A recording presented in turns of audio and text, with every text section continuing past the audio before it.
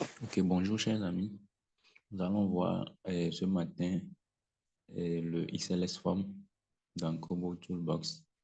Quelle est dans la rubrique importante du XLS Form, nous allons voir ce matin comment se présente le XLS Form. Donc pour ce faire, puisque nous savons que XLS Form c'est le fichier Excel, c'est un fichier Excel de base à partir duquel on peut concevoir un formulaire et c'est un format standardisé qui permet de pouvoir collecter les données, que ce soit en web ou mobile. Donc, ce fichier peut être téléchargé sur la plateforme Kobo Toolbox et permet de pouvoir concevoir un formulaire rapidement. On peut le concevoir en ligne, en Excel, et maintenant on le télécharge sur la plateforme. On peut aussi l'utiliser sur d'autres plateformes que Kobo Toolbox. Donc, ce matin, nous voulons d'abord voir à partir d'un formulaire déjà conçu en Kobo Toolbox comment son XLS Form se présente. Et cela nous permettra, dans la seconde vidéo, de commencer nous-mêmes à partir de zéro en utilisant un fichier Excel. À partir de zéro, nous-mêmes concevoir un XLS Form et le déployer. Donc, ce matin, nous allons partir d'un formulaire déjà en Kobo Toolbox que nous allons déployer. Nous allons extraire en XLS Form pour voir comment ça se présente. Donc, on voit ici, nous sommes dans le formulaire enquête ménage texte. Donc, nous sommes au niveau de l'onglet formulaire. À partir de l'onglet formulaire, on va ici à plus d'actions et on lance le téléchargement. Ici, il y a télécharger XLS Form, télécharger XML. Il y a beaucoup de menus qui sont ici. Et nous allons prendre le premier qui est télécharger XLS Form. Ça veut dire que nous avions déjà conçu notre formulaire déjà. On peut essayer de visualiser. On va le visualiser. Vous voyez notre formulaire là qui est conçu comme ça, avec déjà toutes les informations qu'il faut. Vous voyez votre âge, quel est votre nom, votre sexe, et votre poids, quels sont vos fruits préférés, et préciser les autres fruits, votre position géographique. Ouais, donc, nous allons voir comment, derrière ce que nous voyons là, comment ça se présente en Excel, ce que nous appelons l'XLS Form. Et donc, on ferme, on retourne ici dans l'onglet formulaire, on prend plus d'actions et on clique sur télécharger XLS Form. Donc, on attend que ça se télécharge.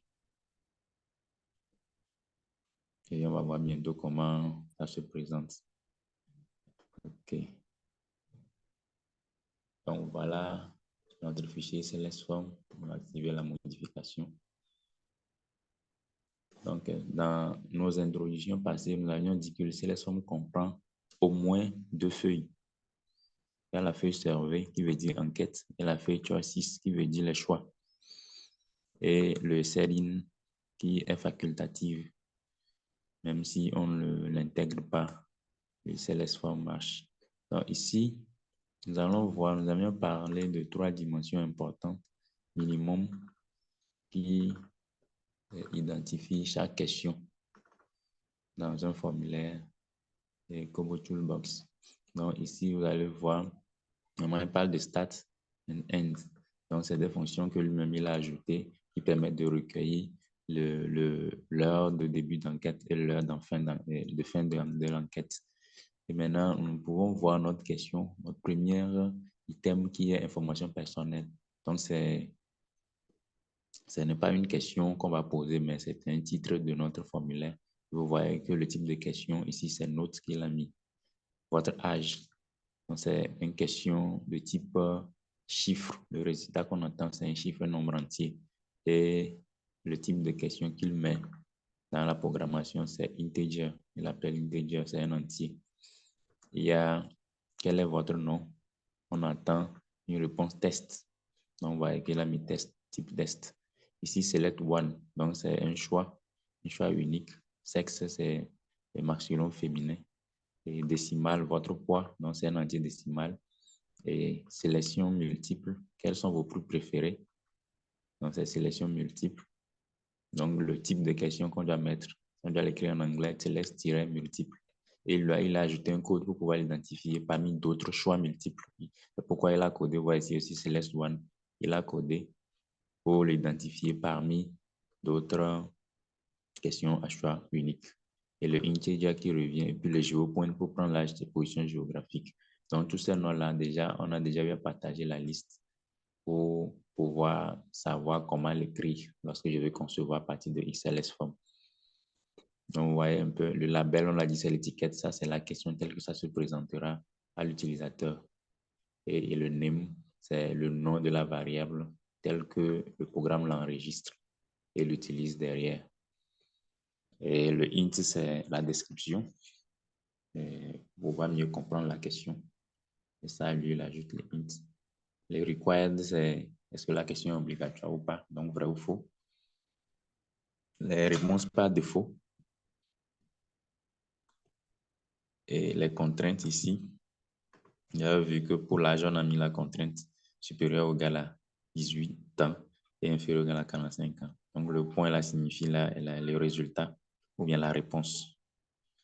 Et maintenant, le message de la contrainte, lorsque la contrainte n'est pas respectée.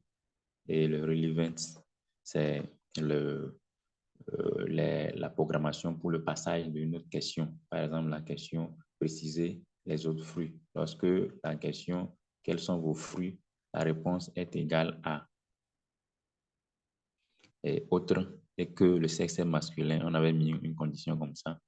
Donc, ça, c'est la condition pour que la question autre là puisse passer.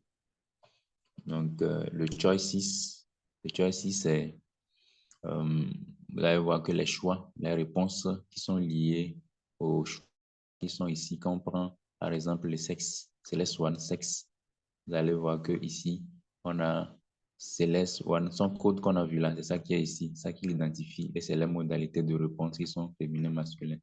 Même chose pour les fruits, vous allez voir que tout ceci, c'est la même chose. C'est la même chose et les différentes modalités de réponse sont là. Et donc, quand on le fait ici, parce que la plateforme le reconnaît. Donc, pour le moment, on essaie juste de voir comment ça se présente. Maintenant, nous-mêmes, après, dans la vidéo prochaine, on va voir comment concevoir cela nous-mêmes. Et c'est dit, nous, on dit qu'il n'y a pas, ce n'est pas obligatoire, ce n'est pas facultatif. Donc, merci, chers amis. Voici ce que nous voulons présenter ce matin, comment se présente XLS Form. Et à très bientôt pour la prochaine vidéo où on va rentrer en détail dans la conception nous-mêmes à partir de zéro. Merci beaucoup et à très prochainement. Bye.